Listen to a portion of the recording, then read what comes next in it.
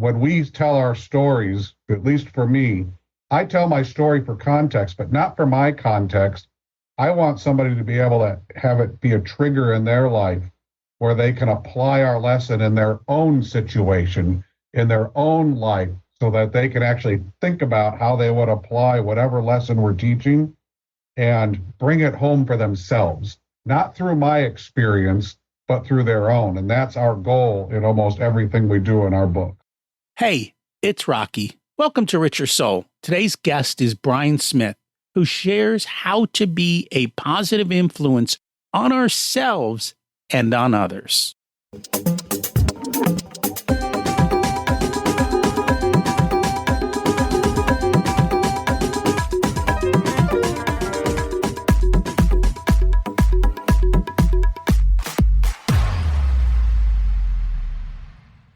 Imagine it's 12 months from now, and you've achieved your major life goals.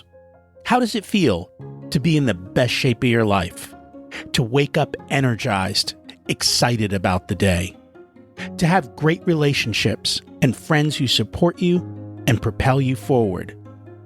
How does it feel to have an excess of money, to be able to make the choices you want? To be fearless and open to trying new adventures? Imagine being connected to the universe and it providing everything you desire. It's possible over time, and your past does not dictate your future. The only thing holding you back from this vision is you. It's time to take control of our thoughts and use them to our advantage. Welcome to Richer Soul, where we achieve our dreams and bring balance to health, wealth, relationships, time, and spirituality. If you have not had a chance to listen to episodes 1 through 9, I encourage you to go back and listen to the framework behind Richer Soul and how to create the life of your dreams. You can also find all the show notes for this episode at richersoul.com. While you're there, you can sign up for a monthly email where I share the best articles I read this month, let you know about upcoming episodes, and share a little wisdom. You can also listen to coaching calls under the Coaching Calls tab. I also share the most interesting articles I read every week on Facebook at facebook.com/Richer Soul. And there's also a Facebook group where you can ask questions and interact with other listeners. Today's quote is from Darren Hardy. Everyone is affected by 3 kinds of influences: input, what you feed your mind; associations, the people who you spend time with; and environment, your surroundings. It's all about influence. Is it a positive or a negative? And what are you contributing to, and in what way? That's our topic for today. And you'd be shocked at how much this affects our daily life. Which begs the question, are you a positive influence? Are the people around you? Life is a lot better when everyone works to make it better versus grumbling about life and their situations. We all have the power to bring about change. And more often than not, change starts with one person who makes it their goal. First, we need to understand ourselves and what we want. Then we can help others to do the same. It's not about your idea. It's more about letting everyone be heard and be part of the solution. Something that seems to be so missing in much of culture and business today. We're going to chat about some counterintuitive ideas to help you do this and show you a path forward. Dr. Brian Smith, founder and senior managing partner of IA Business Advisors, a management consulting firm that has worked with more than 18,000 CEOs, entrepreneurs, managers, and employees worldwide. Together with his daughter, Mary Smith, they've authored Individual Influence. Find the I in team, which shares how to become our best selves with everyone we influence. Let's meet Brian Smith and learn from him. Welcome to Richer Soul, Brian Smith. It's great to have you join us today. Thanks, Rocky. I'm glad to be here. And I'm excited to learn from you today. We always like to start at the beginning. What was it like when you were growing up, And how much did your family and school teach you about money? Wow, that's a great question. I was born to young parents. They decided they wanted to send me and my sister to private schools. We went to a private Lutheran school here in a small town in Illinois, and we were surrounded by people who had money. I mean, that's just the best way to put it. And so the early influence on myself when it comes to family and money was we never had it. Everybody around me had it. I talk about often eating peanut butter sandwiches every day, even when we had school lunches. We didn't have school lunches back then. We had school lunch day, which was like once a month, once every 6 weeks, where you could get a hot dog or a hamburger or something like that. And sometimes I couldn't even participate in that because we didn't have money when I was growing up. My family struggled, but they provided well. They wanted my sister and I to have a good education, and we struggled because they put us into those situations. They sent us to a private school to try to make our lives better and prepare us better than what they might have been prepared for. Did you realize that then, or do you realize that looking back? No, back then, I think what I realized was we didn't have anything, and I wanted what others had. I didn't realize that a lot of what others had might be superficial or might not really be what's important. But as youngsters, we learn those lessons differently, and as we grow, they get into more perspective, especially if, as we grow, we're faced with our own struggles and we have to deal with our own issues, both with or without money, or around people with or without money. So I don't think I actually learned that lesson until later in life. Did that whole having to deal with that cause you hindrances later in life? Oh, sure.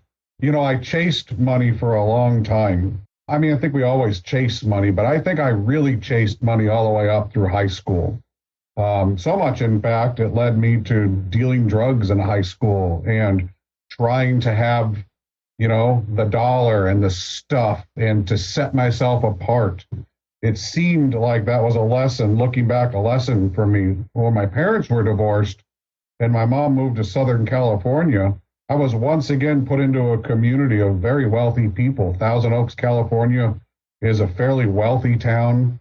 I went to school with wealthy kids. One of them got a Ferrari for his 16th birthday. So I found myself chasing money even at that time. And it wasn't until that kind of fell apart that I started to learn my first lessons about how chasing money can be a trap, and it can lead you to places that you really shouldn't go as a human. Was the first lesson enough? Oh, no. It took me until I was about 34, I think, to really nail down the lesson. So I came home and Renee, my wife, said to me, "We've got to fix a problem." We had a repairman at our house that we had built in a golf course community. We had the cars, but I was working and traveling 18 hours a day, and my son asked the repairman if he would play with him because he didn't have his dad to play with him. And it was at that moment when Renee hit me kind of upside the head that said, "We've got to have a change." And funny, the universe or life presented that change. And that's when we changed our outlook on money. We changed everything about how I ran the company, and moved to Southern Oregon to a small town and literally changed our lives for the better going forward. And that was in 2004. How receptive were the kids at that point? Well, I think Mary, who is my co-author and daughter, was not receptive because she had all her friends in Colorado and had grown up with all of her friends in Colorado. My oldest daughter had just gone off to college, so she didn't really care. Henry, he was 4. He wouldn't know the difference between Colorado and Oregon if it hit him upside the head. it ended up being good for everybody, because it brought us close together as a family. I stopped traveling for a long time. I got perspectives right. We built a house that was literally 1/3 the size of our house in Colorado, and lived in a smaller house and I think we became better people from that move. What made you better people from downsizing? I don't know that it was the downsizing that did it. I think it wasn't important to build or have fancy things. It wasn't important to look a certain way or act a certain way. What was important was that we had our family and that I worked for that family, not for the next Mercedes or the next Porsche or the next big house or the next Rolex. And these are all the things that I worked for up until the time when we decided that we were going to move and bring our family back together and not chase the dollar all over the world. Was it literally like the light bulb switch, or were there still pangs of missing the luxury? No, I don't think really missed a lot. I mean, I would say every once in a while I missed my Porsche. I mean, it was a pretty cool car. But the reality is that when you focus on the present, on what's around you, that you know and you agree is important to you, like family and friends, and what you're doing with your career, not just on a superficial level, but actually doing and influencing with your career, it becomes really interesting. And all that other stuff starts to mean a lot less. And I can't really explain it. It was this transformation. It was a hard transformation. We struggled in Southern Oregon because we were different. We were the outsiders, but we learned and we grew together and we did it together as a family, where in the past, I probably would have been like a bull in a china shop and did most of it on my own and drug my family along with me without not a lot of regard to how that might impact them. What specifically was it that was so hard about integrating into Oregon? Well, I was a business person that traveled around the world, and I dealt with very direct people with a lot of decisions that were, million, $5 million, $10 million decisions. And so there was a lot of directness that went on. And so I brought that type of business mentality to Southern Oregon, and it didn't really sit well. I was labeled, quite frankly, a lot of people thought I was just an asshole because of the way that I did business. I had to learn how to communicate better with people, listen to people better. And I thought I already did listen to people, but I didn't listen in context sometimes. And when you are in a small town like Klamath Falls, Oregon, they have a different way of doing things, and you need to adjust sometimes and adapt. And not in a bad way, but when in Rome, be in Rome, I guess is a good way of putting it. I kind of got the feeling, though, from the book, and I noticed that where I lived years ago, and honestly, I don't know, it's changed, but for different reasons. Some of these local small towns and the way they do business it's just customer service doesn't exist. It just seems to be a different way of doing business and getting things done. I think it's a two-way street, but when you're new, you have to try to learn that street a little bit. I think you're right. I think that in a small town, your patrons can be taken for granted, especially if you provide a service that there's not a lot of offerings for. And I think that can happen. I had an experience with some construction companies where, they gave us a very high price, and it was, basically we're your only choice. I ended up bringing in a construction company from the East Coast to build a hotel on the West Coast because the local construction companies had that type of mentality. And it didn't make me any added friends, by the way, but it was the right thing to do for my partners. It was the right thing to do for our future guests at our hotel. And it also taught some lessons to those people that were locals, what you just said, that you can go too far in what you expect of your community. And if you do that, they do have alternatives. And if you take them for granted, they can go somewhere else. And I don't think people realize it. And the world has definitely changed, I would say, over the last, well, I have to look at the year we're in. I got to believe at least 40 years, because back in the 50s, 60s, 70s, probably into the early 80s, small business owners were making money hand over fist. Today, most small business owners are struggling simply because everyone has raced to the bottom, price-wise, margin-wise. And so 40 years ago, about the only thing I could order at a distance was the Sears catalog, right? It wasn't the norm. Competition was local, not global. So it has changed over the years.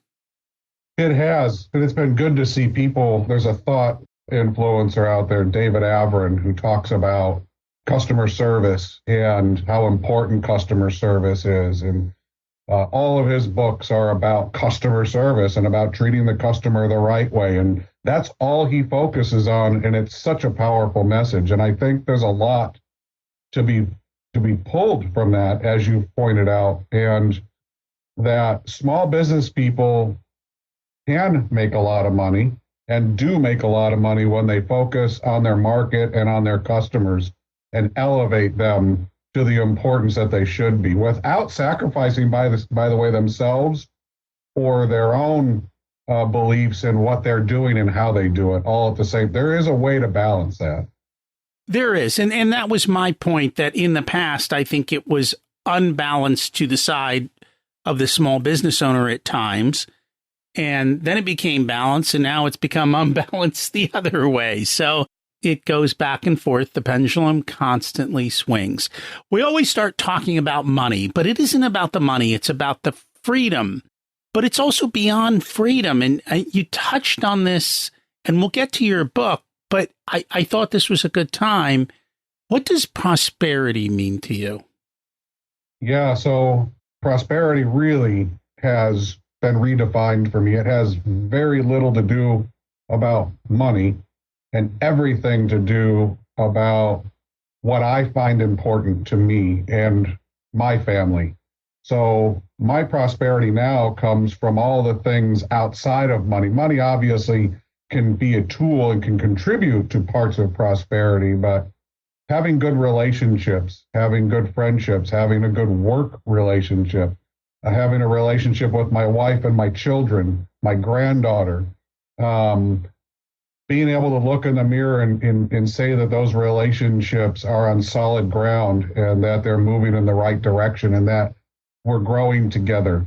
That's all part of prosperity. Being able to know that I can pick up the phone and call a friend or two and that they would be there in a moment's notice if I needed them. That's prosperity.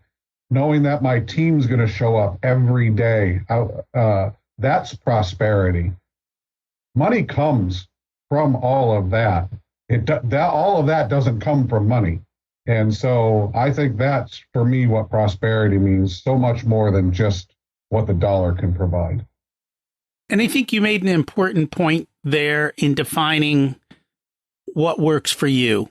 And you have to define what works for you, not take somebody else's path or desires or rules of what is and what isn't, but make your own and live with congruence to whatever you choose to find best for you. So true, Rocky, that so many people try to live to see what somebody else is doing and try to get there. And when really, if they thought about where they were and what they could make of it, they would probably be twice to many times happier. And you do have to be your best self before you can be your best for anybody else.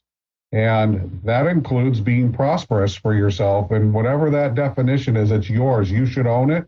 You should be responsible for it. And you should be true to it. And it shouldn't get in the way of other people to a negative impact or influence. It should support other people all at the same time. And by the way, it does. If you really think about prosperity and the people around you, you'll notice that it's this choreograph of concert of different levels and paths of prosperity that seem to always work together. That it does. So let's chat a little bit about the book. What inspired you to write the book, Positive Influence, Be the I in Team? So what inspired me to write that book was the first book, Individual Influence, Find the I in Team. And what inspired me to write both of those books, and our third, which is what we're writing now, is that two things. The word individual is misinterpreted in our opinion, and we believe that it's not just singular. So the individual is singular when I'm by myself, but like right now, you and I, Rocky, are together sharing things with your audience, and we are individual as one, bringing something to your audience who is one individual group of people. And individual can mean many things. It can be one to many. It could have different influences. And that's the second part, is influence. It wasn't that long ago the word influencer wasn't a title to somebody's job, but now it is. And it's a little disconcerting that somebody can just get on, the airways and influence one to many people without really a whole lot of context or a whole lot of quality to it. If they have a good show, if they can stand on their head the right way, if they can recite something that's already been done in a way that interests people better, they become an influencer. That is a lot of responsibility. And then it got me thinking about, we start influencing as humans before we're even born. And when our parents found out that they were going to have us as a child, we were already changing lives, and we hadn't even taken our first breath, and we were already influencing. And over the years, I've been journaling for like 30 plus years. And my daughter and I got into my journals and said, wow, we have a story here that can help define individual, help define influence, and bring those definitions to people and lead them on a path that helps them to understand and realize their area of influence for them individually and for those around them individually, so that they don't have to go and try to be somebody else or mimic somebody else. They can learn about themselves and know themselves and be the most positive influence in their area of influence for themselves and for others. That was our influence for our book series. That was a lot. Yeah. Well, and I think that's a big part of it, is we've kind of created a culture where everyone wants someone else to do something. And there's I don't think people talk about this, but everyone seems to want someone else to take action. Well, even for their own decisions, like people don't want to make their own decisions. They want someone to make a decision for them more often than not. And I'm just like, I couldn't live life like that. I want to be in charge of the choices I make, how I make them, and make them because that's what I wanted. Yeah, and we hope that through our book series, that we lead people to a path where they can actually do that and understand the decisions that they've made in the past and how they've influenced them, understand how other people's decisions have influenced them, understand what the present is and how every decision we make and everything we do now has present influence and also has potential future influence. And it's a huge responsibility that each of us has. But we're better off when we know that, and we are better off, I feel, as a human race, when the more of us that know it and start and working towards that common goal of understanding our influence, I think we become better for it. And if the results of our book and the feedback we get back are anything to listen to, I think we've caught on to something. And I think, sometimes we get ahead of society. I think you're at the right time in society. Society is open and welcoming to your message now. You don't have to paddle upstream. You can catch a little bit of flow in your direction. So one of the things that you talk about in your book were some of the failures you went through, but you said that failures can have an advantage. So what in failure can be an advantage? Oh, I mean, the most talked about by most thought leaders is the lesson that's embedded in the failure. Unfortunately, a lot of people don't like to analyze the failure. They just like to look at it from that upper dimension, whatever the accountability is going to happen, and that's it. I prefer to walk people through looking at failure a little bit deeper. Look at the root cause. Think about why we might have made a decision to do what we did or not do what we should have done. Within failure is a lesson of ourselves. It's a lesson in our choices. It's a lesson in the people we surround ourselves with and the decisions we make with those people. It's a lesson in how not to repeat that mistake again, or in how to pivot a little and learn a better lesson the next time. But if you look at the failures or the mistakes that you make, they will provide you one of the best educations that you could ever have in life and in influence both. I agree. Unfortunately, we don't always look at that. It's funny because I think if I look at the places that do, so the airline industry does this. Every time a plane crashes, they deep dive to figure out what went wrong and how to fix it. I believe the military does it too. When something goes wrong, they deep dive to figure out what went wrong. I'll tell you an industry that doesn't do it well, medicine. They do it, but not to the level that the other two do it.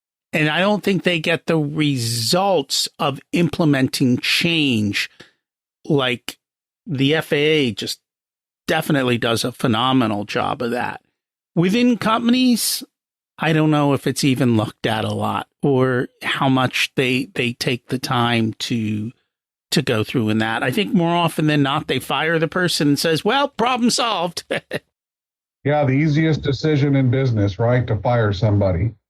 It really nowadays seems like that's just the way out. It goes along with some of the other negative reactions companies have: ghosting, firing people, firing customers, firing vendors, instead of understanding why there was a challenge, where that challenge came from. And what it does oftentimes is it makes you look in the mirror and self-identify what part of that failure you played and how you propagated or exacerbated the problem through your own actions or your own ingredients that you brought to the table. And oftentimes people just don't like to look in the mirror that deeply.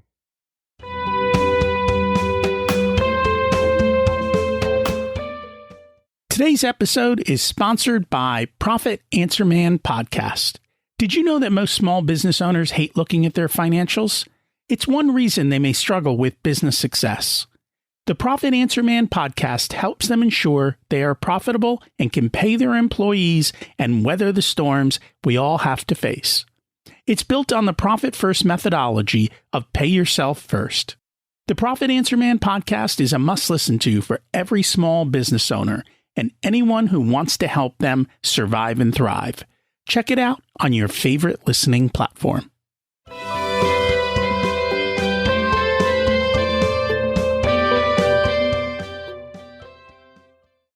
Most people don't want to look in the mirror. Yeah. And at least when they do, they want to see a reflection that, like an Instagram reflection, right? They put a filter on it. Yeah. To make it look good. And, what are you going to do? That's life, unfortunately. One of the other things that you talk about, and we'll kind of dive a little bit deeper into it as well, is that you have to slow down almost to go fast. You have to slow down to achieve more. Yet that seems so counterintuitive. Yeah, it does. And in our clients, when we bring that lesson to them, often give us the strangest looks. And we can't possibly go slower. If we go slower, we'll get passed by our competition. We won't be able to keep up. And what we learn when we dive into those clients is that in their world of going fast, part of going fast is fixing mistakes or doing work 2 and 3 times or missing work and it's never getting done. And when we go slower, yes, it may seem at first like we are actually moving slower and not getting as much done. But over the longer period of time, what we find is less mistakes, less rework, better quality, and better efficiency come out of a go slower, a slow down environment. And it is the biggest chapter in our book. It was so big, we had to divide it into 2 parts because there's so much to learn about going slower. And there's so many different aspects in our lives where we could go slower to learn more about ourselves, learn more about our area of influence, whatever that might be, and also about our situation awareness, what's going on around us. And when we slow down, we become more perceptive. When we become more perceptive, we understand context. When we understand context, we can be more deliberate and intuitive and also influential in whatever area that we choose to be. That makes a lot of sense.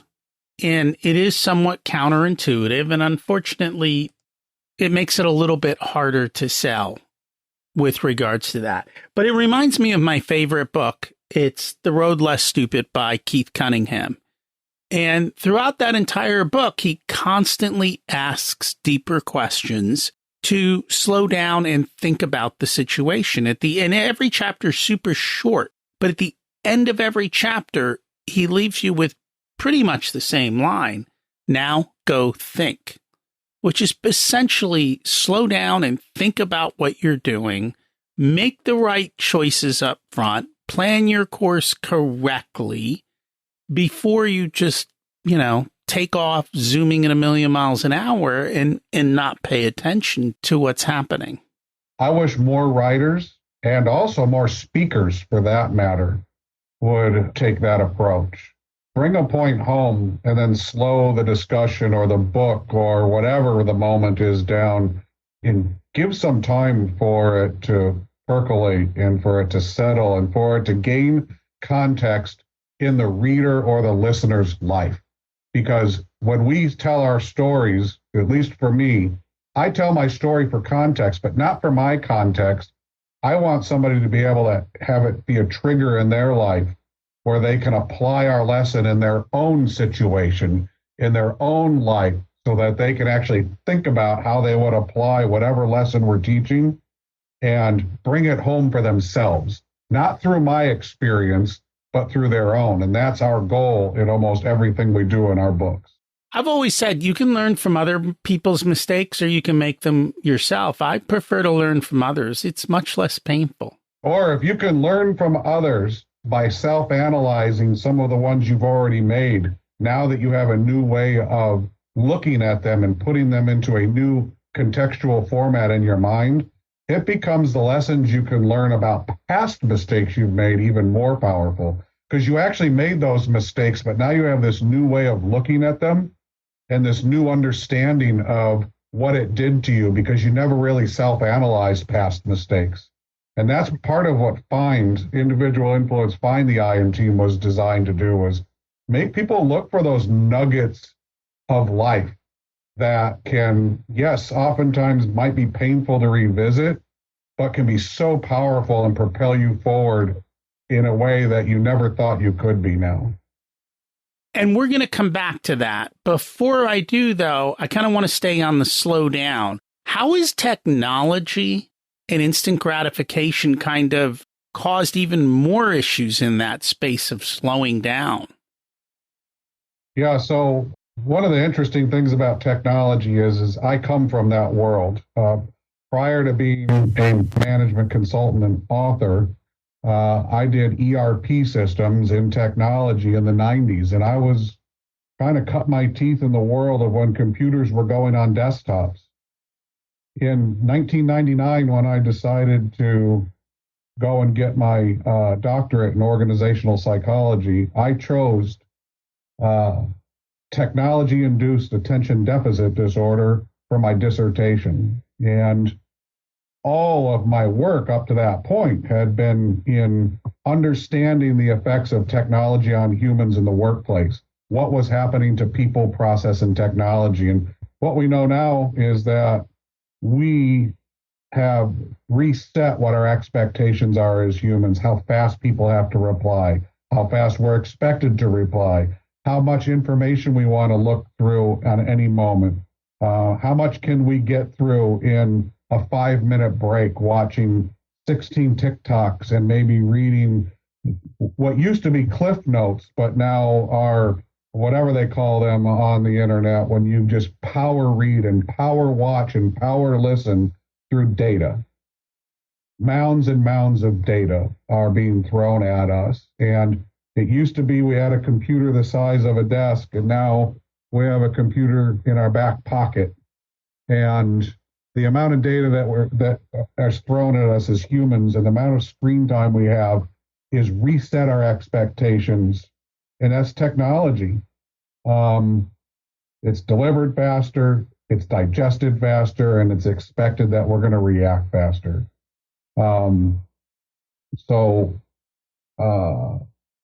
Yeah, it's been something that forces us to go fast and challenges us to go slow and understand what it is we're actually trying to do as humans and really what those expectations really should be. Do we have to respond fast, or can we just say no?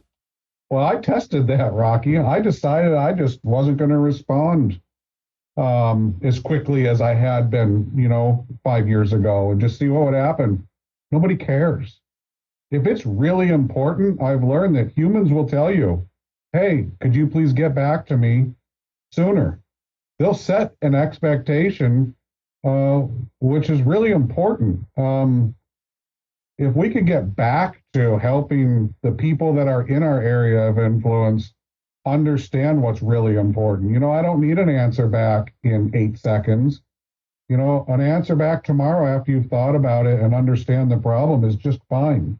When you're dealing with your teams around you, setting those expectations and making them realistic, making them timely, is really important. And I think that I don't think, unless it's been shared with you, that it's urgent, that we should treat every little piece of information as it's urgent and needs to be replied to instantaneously. I think a lot of times we don't realize, especially when it comes from upper management, that somebody just made a comment and they didn't actually mean for you to spend hours following up on it.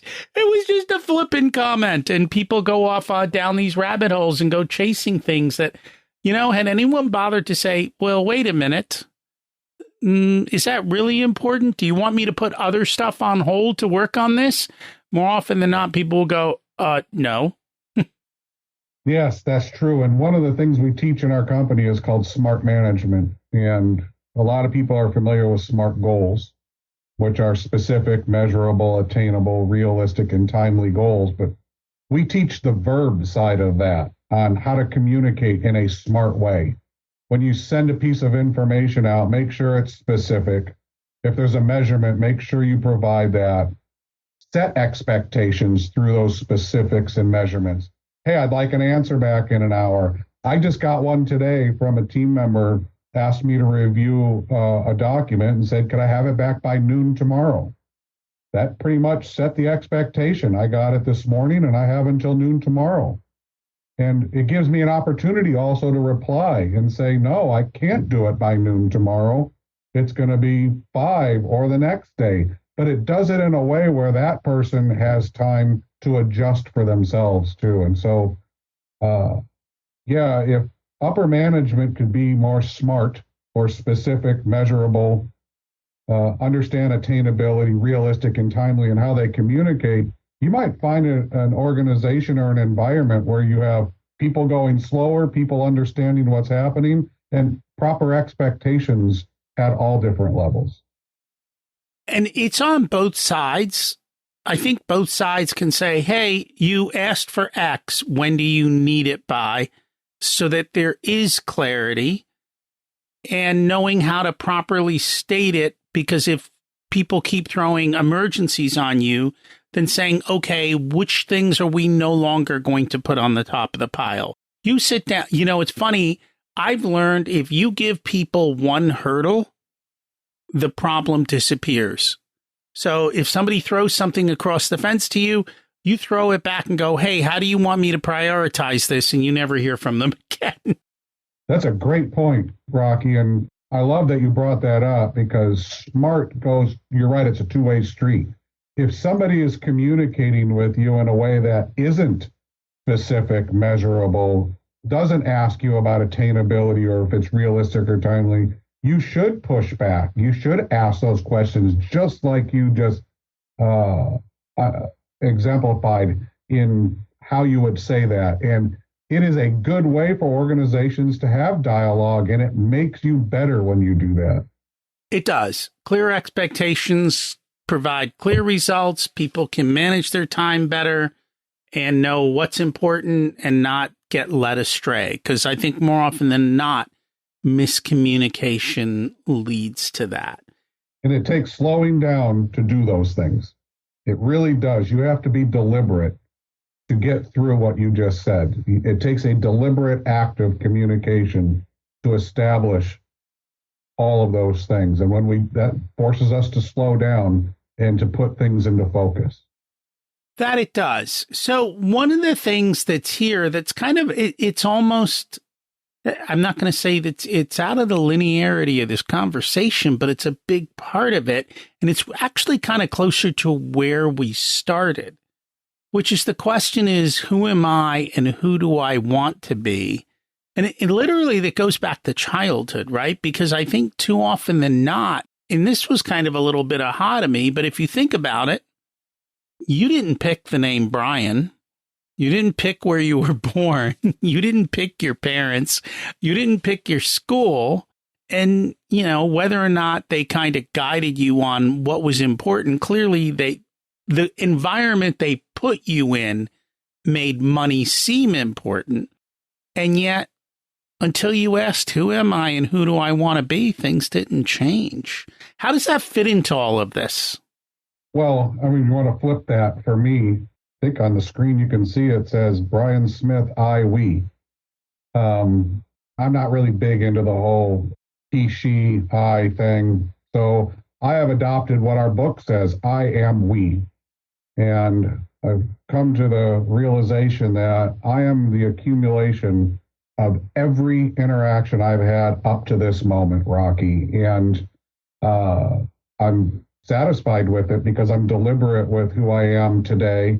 I can't change what I did in the past, but now when I look back at each moment, I can say I was deliberate. So when I started this conversation with you, I was one person. When I ended it, I'm a different person. I am continuously we. And so I think what I've done is flipped it on the head for myself. And people who read our book understand that in more context about understanding themselves and the influences that built them and what responsibility that is and what we should be doing with it. And who am I today? I'm the person that I've chosen to be to this moment. I could be a different person tomorrow, but right now I am 100% satisfied with where I'm at, what I'm doing, and where I came from. How many people do you think are 100% satisfied with where they're at, where they're going? Probably not as many people that should be, but I think you can be. You know, there might be little parts about you want to change, but even if you want to change something doesn't mean that you have to be unsatisfied with it. It just means that you want to change it. It's part of who you are. And I have to tell you, even the things in my life that some might look at as negative, I look at it as a positive. I get lessons from those challenges. And yeah, I think you can make lemonade out of lemons. And Positive Influence, our second book, is about positivity. It's about even taking the most negative aspects of your life and finding that positive and being satisfied with it and being satisfied with the journey to change it. And I think when you do that, you make the change, which I don't like, you make the improvement that much more palatable and easy to get done. So how do we find that positivity? Well, it takes some willpower. I talk about willpower in book 1, you might recall, and it takes some conviction. It takes a mindset change. You got to become mindful about what is positive. You need to understand the situation you're in, negative, positive, neutral, whatever it is, and truly look and think about what is it that you want to improve about it. Stop thinking of it as change. Think of it as improvement. We all want to improve. If you think of it as change, humans run from change, even though change is inevitable. We don't like that word, but think of it as an improvement. Think of the small steps you can take. Become satisfied with each small step that you take that's in the right direction. And when you get knocked back a step or two, look for the lesson, look for the positivity in it, and start moving right back in the direction that you wanted to go. It's a mindset change, and it's not something that's easy. I'm not here to tell people that being positive is easy. Being positive is hard work, but it has a tremendous amount of value and a tremendous amount of satisfaction. It's so much more, positive or refreshing to be positive than negative. It feels better. It's just better. How much of that is learned versus inherited? I would say all of it was learned for me. I mean, I'm sure, and I struggle with remembering a lot of my childhood, but I'm sure I had positive moments in my childhood that I don't recall. But when I became more deliberate about my surroundings, I became more deliberate about my positivity. And I remember the positive. I don't really think about the negatives all that much unless I'm looking for a positive influence out of a negative. The only reason I dwell on a negative is to understand how I can grab a positive out of it. So most of it. Well, that's good. I don't know that everyone has such the attitude that you do, but that's okay. We all follow our own path and do it in our own way. Yes. Learn our own lessons and apply them as needed. Yes. And how it comes together. So one of the other things that kind of popped up is, how does ego fit into all of this? Yeah, well, ego is uniquely human, and we all have them, good, bad, indifferent. Some are larger than others. Ego plays a part because it can drive you to positivity. It could take you past positivity and into the world of where you become almost a negative influencer by being too cocky or, as you say, we pointed out earlier in the show about taking things for granted, taking people for granted because we expect them to do something for us because we think we're so great. Or we expect people to buy or listen to from us because we're so great and our message is so powerful. I think that's when ego can get in the way, but ego can also be healthy. It's good to be your best self, and it's good to know that you're being your best self, especially if you're doing it to be your best for others, which I think most humans do want to be their best for some others in their life. So I think ego can feed that. As long as you just don't let it go to your head and let you think that the world revolves around I being just self. And if you get to that point, you've kind of crossed over into the land of selfishness or beyond. And this is more towards your second book. We've been talking mostly about the first book, but is there an I in team? Yes, there is an I in team. And we call it the I in Team series on purpose, but the I in Team is not just one, funny enough. Yes, the individual, me, I'm the I in Team. And by the way, every single person in your world of influence is an I on your team or in your team. But the I in Team quite literally is the influence. Influence is the I in Team. Every person on a team has influence. Not a single person lacks influence on a team. Otherwise, they wouldn't be on the team at all. They all have a purpose. They all matter. Every person matters. And that's the I in team, is the influence. And once you understand that, your team will be better for it. I would say that some people feel like they have no influence on the team. What do we say to them? This happens a lot, Rocky. I have an experience where I was out in one of our warehouses, and I had the warehouse manager tell me that she wasn't the boss.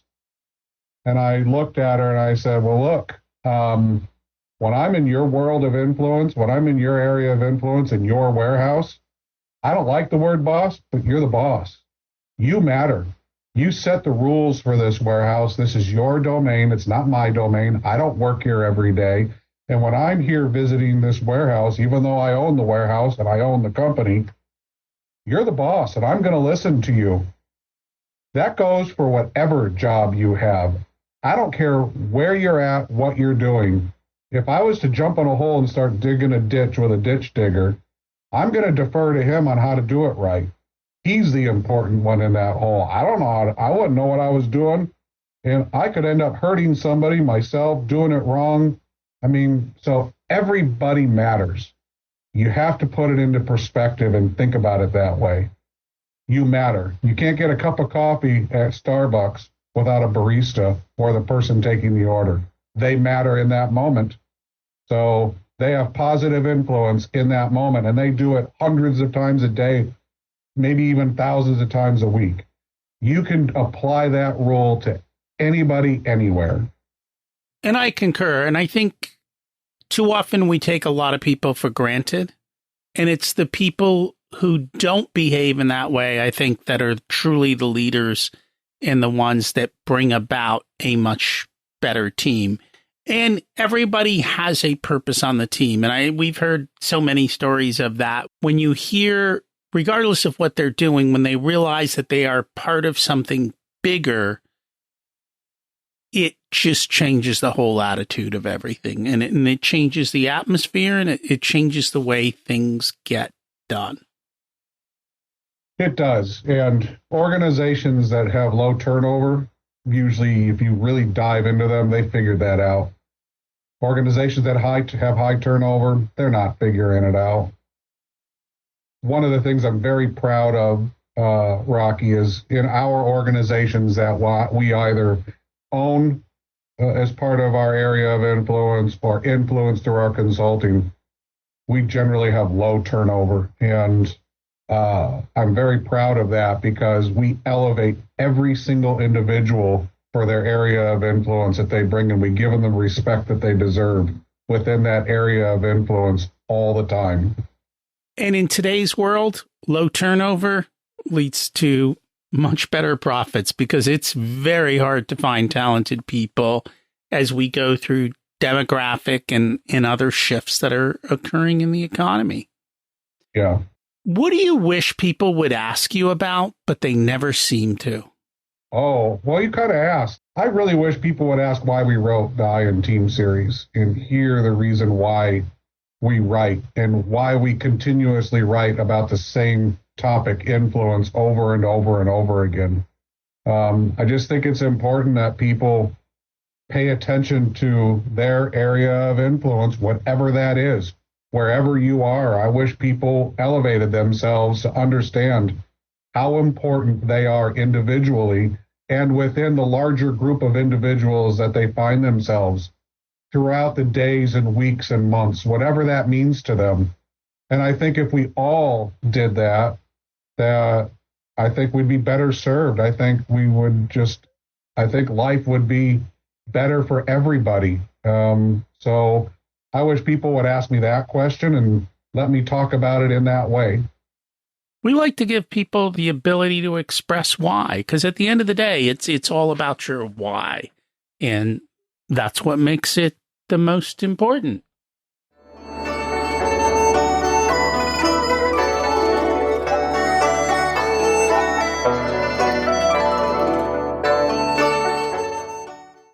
It's time to learn the secrets of life. What's your secret to living an abundant life?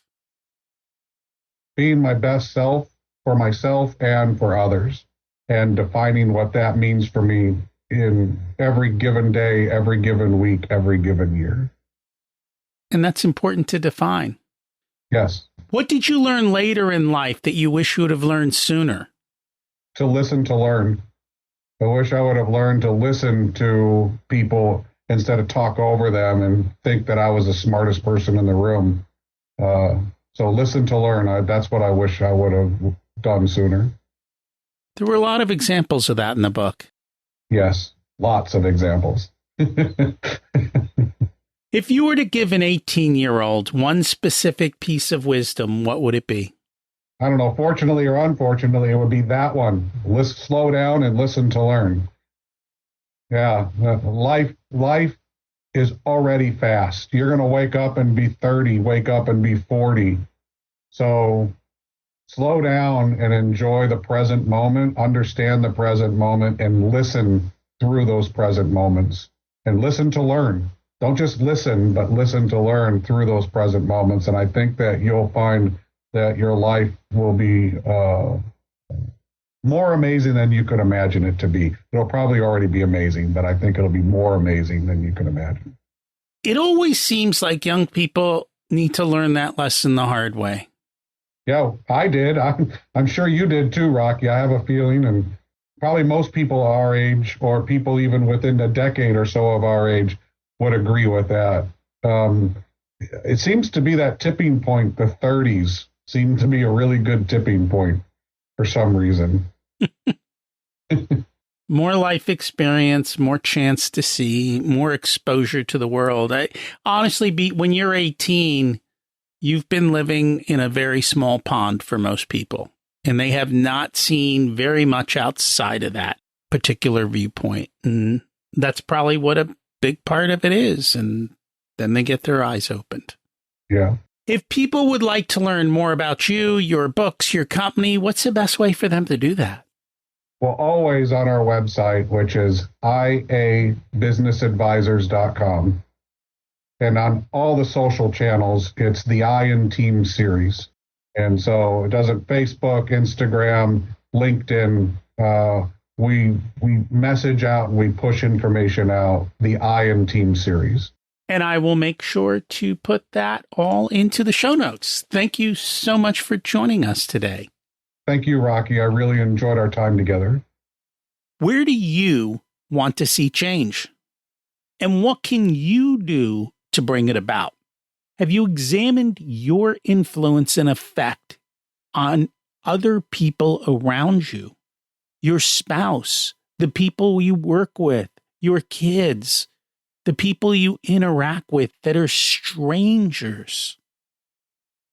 Bad days tend to multiply, but so do good days. What can you do to make more of them better? What action steps from today can you implement? And where do you need help? Who can provide that help for you?